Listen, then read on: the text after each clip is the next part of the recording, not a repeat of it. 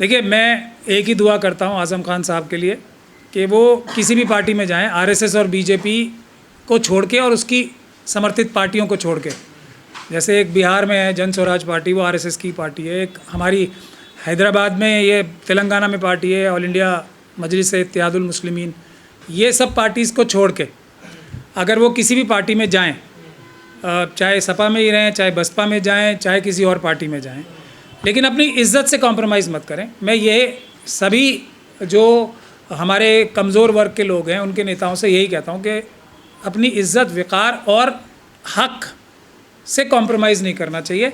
और दूसरी बात, आंसू नहीं निकलने चाहिए कभी भी। जिस नेता के आंसू निकल जाते हैं ना, वो पूरे समाज को कमज़ोर करते हैं आंसू। तो ये बहादुरी से रहें, क्योंकि अगर हम नेता बनना चाहते हैं तो हमारा पहला फ़र्ज़ ये है कि हम अगर मुस्लिम लीडर, तो पहले भी और भी बड़ा फ़र्ज़ है कि अल्लाह के अलावा किसी से न डरें। तो ये सबसे महत्वपूर्ण बात है। मेरी उनको यही दुआ भी है और सलाह भी है कि वो इज़्ज़त से रहें, जहाँ भी रहें। जहाँ इज़्ज़त नहीं है, जहाँ नज़र आ रहा है कि इज़्ज़त नहीं है और नहीं मिलेगी भी, तो वहाँ वो ना रहें। मेरा ऐसा ही उनके लिए दुआ है। कुछ लोगों का मानना है कि समझौता हुआ है इसके पीछे, वो आने वाला वक्त बता देगा। जैसे उन्होंने स्वयं ही कहा है ना, पत्ता पत्ता बूटा बूटा हाल हमारा जाने हैं। तो अभी वो आने वाले वक्त बता देगा।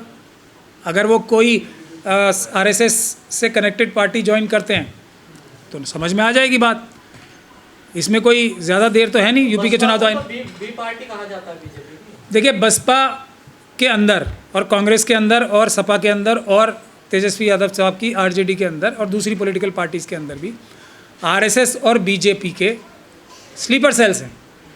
और बसपा में तो एक ही आदमी अगर निकल जाएगा तो बसपा के ऊपर ये जो सारे इल्ज़ाम लगते हैं वो एक सेकंड में मिश्रा जी के निकालते ही सॉल्व हो जाएंगे। अभी चुनाव थोड़ा दूर है। मुझे ऐसी उम्मीद है कि मायावती जी मिश्रा जी को पार्टी से बाहर का रास्ता दिखा देंगी, उसके बाद ये इल्ज़ाम ख़त्म हो जाएगा। आपको क्या लगता है, क्या करना चाहिए आज़म खान जी को? इज़्ज़त ना सिर्फ अपने लिए, बल्कि जिस समाज को, जिस वोट बैंक को, जिस वोटर्स को वो रिप्रेजेंट करते हैं, उनके लिए बहादुरी से लड़ाई करनी चाहिए।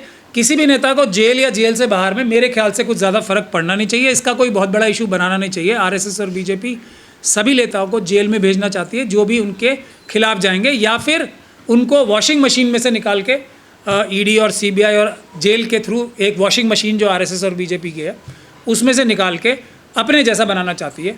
इसको छोड़ के बहादुरी से, और समय आ रहा है, अब कोई ज़्यादा समय बचा नहीं है।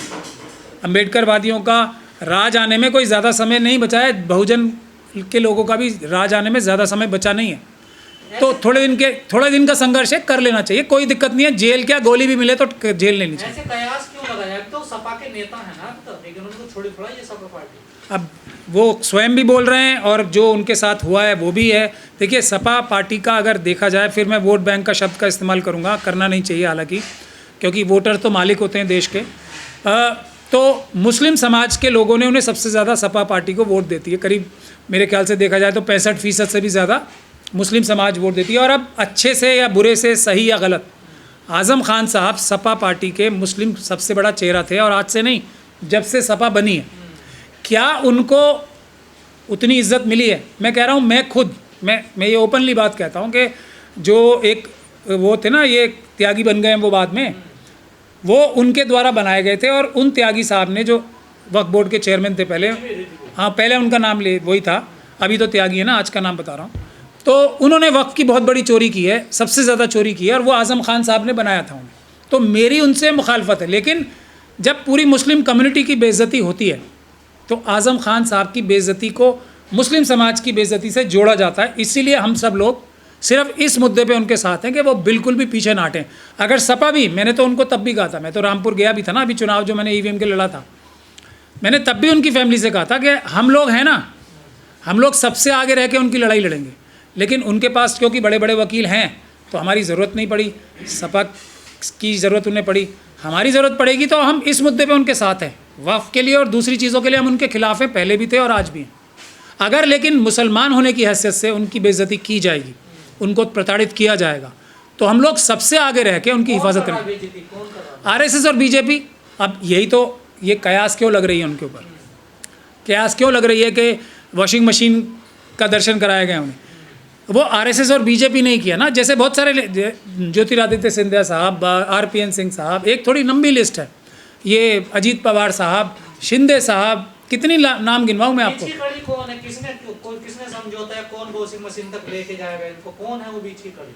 मेरी जानकारी के हिसाब से तो वहाँ के अफसर ही बहुत हैं, और खुद सपा पार्टी के अंदर भी हैं, जो वहाँ से एमपी जीत के आए हैं वो स्वयं आरएसएस के एक आदमी हैं। मैं तो लोग तो कह रहे हैं कि बसपा के इकलौते विधायक है उमा शंकर, उनका कहना कि रास्ता खुला हुआ है, और आजम खान की पत्नी का मायावती से मिलना, ये भी तो आंकड़े प्रयास लगाए जा रहे हैं। नहीं, मैं फिर वही बात कह रहा हूँ, ये अब इज्जत से रहेंगे किसी भी पार्टी में जाएं, चाहे बसपा में जाएं, क्योंकि वो उनकी अपनी इज्जत नहीं है, वो पूरी कम्युनिटी को रिप्रेजेंट करें, तब इज्जत से रहें। अपने पर्सनल मसले में किसी के हाथ जोड़ें, पैर पकड़ें, रोएं यहाँ से।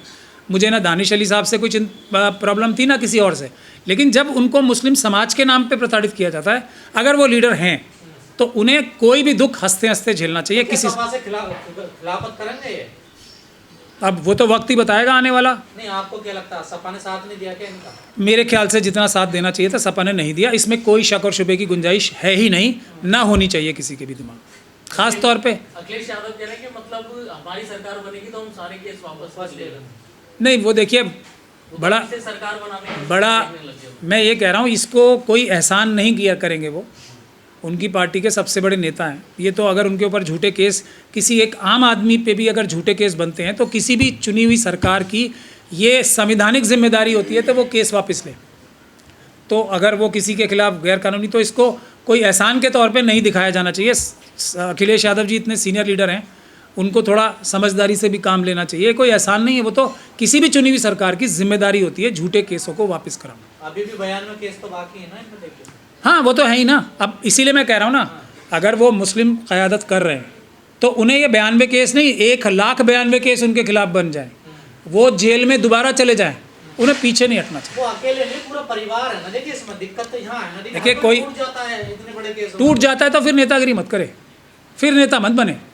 अगर टूट जाता है, पूरे समाज को टुड़वाने की जिम्मेदारी जब किसी के कंधों पे आ जाए, तो वो जिम्मेदारी अपनी गर्दन दे के। जेल में गए तो फिर समाज कहाँ था? समाज ने तो कोई आंदोलन प्रोटेस्ट, समाज तो साथ नहीं आया उनके। नहीं, हम लोगों ने, सब ने, ये बात गलत है आपकी। मैंने खुद उनके परिवार के पास 10 बार मैसेज भिजवाए, मैं उनके निकटतम लीडर्स के पास खुद चल के गया अपनी तरफ से। सर एक कोई बड़ा आंदोलन नहीं हुआ उनकी रिहाई को लेकर सर? तो ये उनको अपने आप सोचना चाहिए ना।